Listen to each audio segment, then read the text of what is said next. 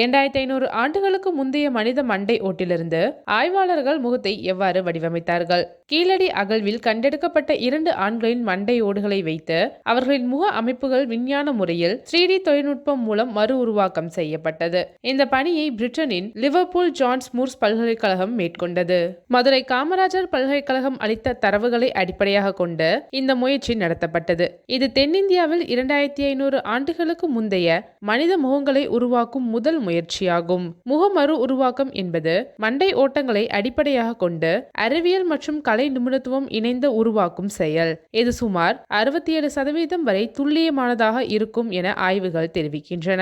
கீழடியில் கிடைத்த 50 மண்டை ஓடுகளில் சேதம் இல்லாத 2 நன்றான நபர்களின் மண்டை ஓடுகள் தேர்ந்தெடுக்கப்பட்டன. இவர்களுக்கு சுமார் 50 வயதாக இருந்திருக்கலாம். அவர்களின் அம்சங்களில் தென்னிந்திய, மேற்கு யூரோசியா மற்றும் ஆஸ்ட்ரோ ஆசியாட்டிக் வடிவங்களும் காணப்பட்டன.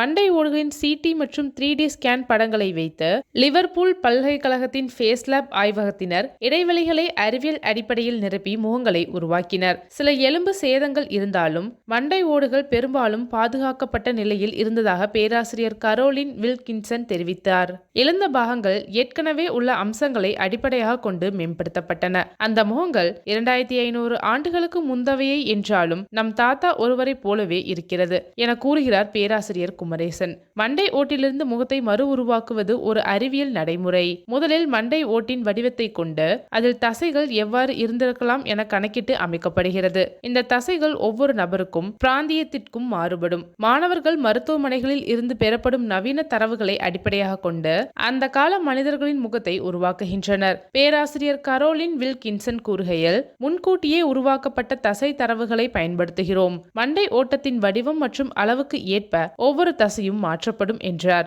2010ஆம் ஆண்டு ஜோர்னல் ஆஃப் அனாட்டமி என்ற இதழில் அவர் எழுதியிருந்த கட்டுரையில், தசைகள் உடற்கூறியல் விதிகளுக்கு அமைவாகவே பொருத்தப்பட வேண்டும். கலை நிபுணத்துவம் அதிகமாக கலக்கக்கூடாது. தசைகளின் எண்ணிக்கை, தொடங்கும் இடம் ஒரே மாதிரியாக இருப்பது இயல்பாகும்.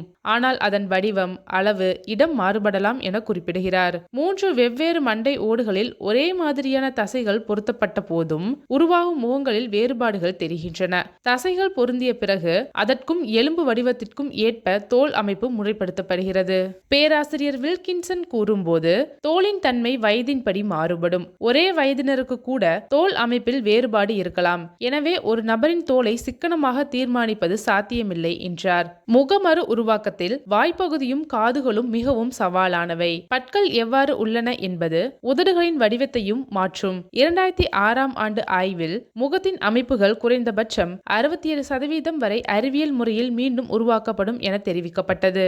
இந்த தொழில்நுட்பம் ஒருவரின் அடையாளத்தை கண்டறியவும் வரலாற்று ஆய்வுகளில் பண்டைய மனிதர்களின் தோற்றத்தை புரிந்து கொள்ளவும் பயனுள்ளதாகும். இது நம் கடந்த காலத்துடனே தொடர்புடைய உறுதி செய்யும் ஒரு முயற்சியாகும். 75,000 ஆண்டுகளுக்கு முன்பு வாழ்ந்த நியாண்டர்தால் பெண்ணின் மண்டை ஓடு ஈராக் ஷினிதர் குகையில் கண்டுபிடிக்கப்பட்டு நூற்றுக்கணக்கான துண்டுகளை ஒருங்கிணைந்து அவரது முகம் மறு உருவாக்கம் செய்யப்பட்டது. இதேபோல் ஸ்காட்லாந்தின் பெர்த் அருங்காட்சியகத்தில் 4000 ஆண்டுகளுக்கு முன் வாழ்ந்த பெண்ணின் முகமும் உருவாக்கப்பட்டுள்ளது. பார்வையாளர்களுக்காக இது எப்படி செய்யப்படுகிறது என்பதை விளக்கும் வீடியோக்களும் உள்ளன.